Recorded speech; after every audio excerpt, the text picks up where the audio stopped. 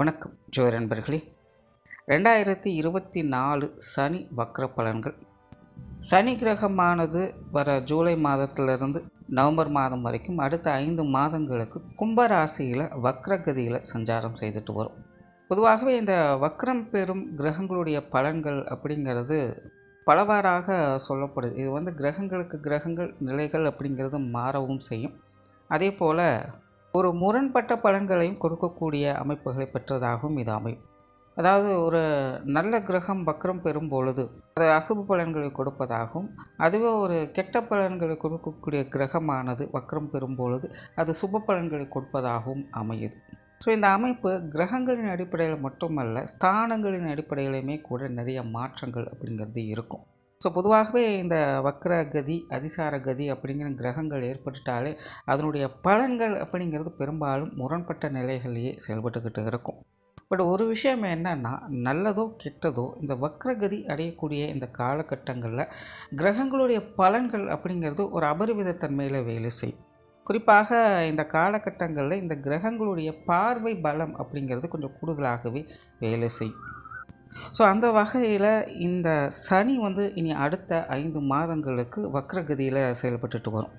பெரும்பாலும் சனி வக்ரகதி அடையும் பொழுது பொதுவான வகையில் சில சுப பலன்களை பார்க்க முடியும். குறிப்பாக வாழ்க்கையில் நடக்கக்கூடிய இந்த சுப நிகழ்ச்சிகள் போன்ற விஷயங்களை பார்க்க முடியும்.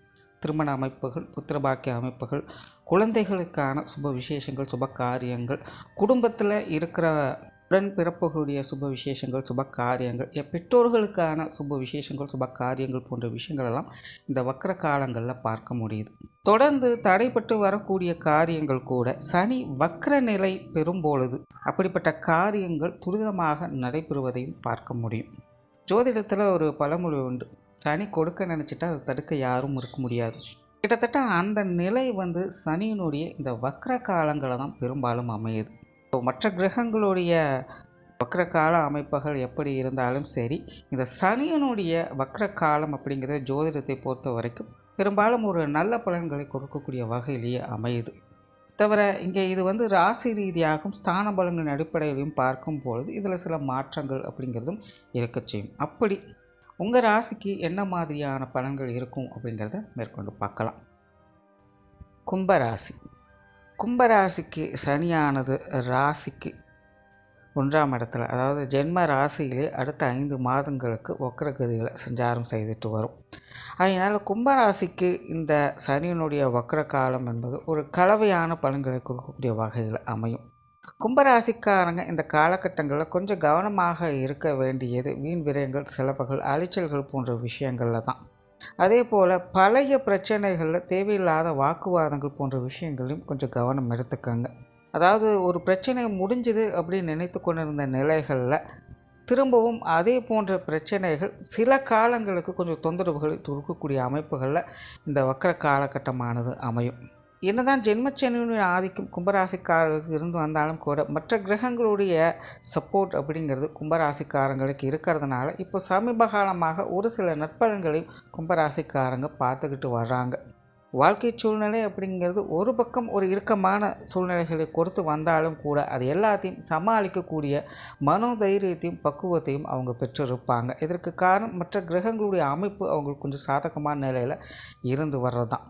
இப்போ இந்த சனியினுடைய வக்ர காலகட்டம் கூட கிட்டத்தட்ட அந்த மாதிரியான ஒரு சூழ்நிலைகள் தான் இருக்கும். இருந்த போதிலும் தேவையில்லாத விரயங்கள், செலவுகள், அலைச்சல்கள், வாக்குவாதங்கள் போன்ற விஷயங்கள் தேவையில்லாத தொந்தரவுகள் ஏற்படுத்தக்கூடிய வகையில் அமைவதற்கான வாய்ப்புகள் உண்டு.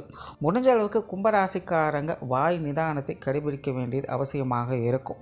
அதே போல் உடல்நலம் சார்ந்த விஷயங்களும் இந்த காலகட்டங்களில் கொஞ்சம் கவனம் எடுத்துக்கிறது நல்லது.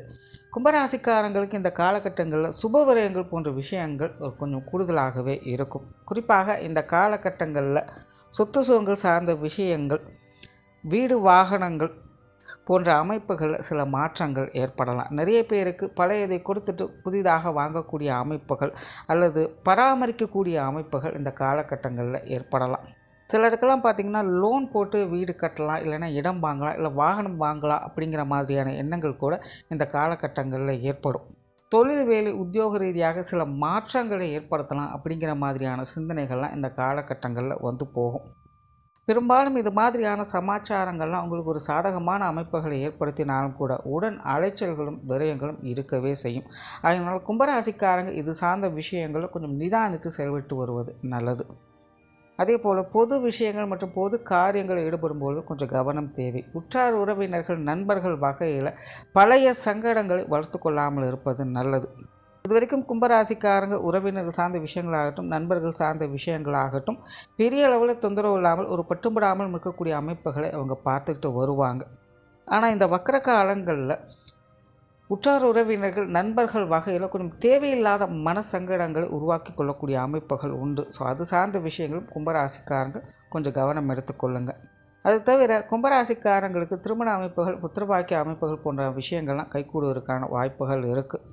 ஸோ ஓவராலாக இந்த சனியினுடைய வக்கர காலம் என்பது கும்பராசியை பொறுத்த வரைக்கும் தனிப்பட்ட முறையில் கொஞ்சம் அலைச்சல்களும் விரயங்களும் இருக்கவே செய்யும். இருந்தபோதிலும் விஷயங்கள் காரியங்கள் வகையில் நிறைய மாற்றங்களோடு நல்ல பலன்களையும் பார்க்கக்கூடிய அமைப்புகள் இருக்கிறதுனால கும்பராசிக்காரங்க நிதானத்தோடு செயல்பட்டு வந்தீங்கன்னா இந்த காலகட்டமானது ஒரு சாதகமான காலகட்டமாகவே அமையும். நன்றி, வணக்கம், வாழ்க வளமுடன்.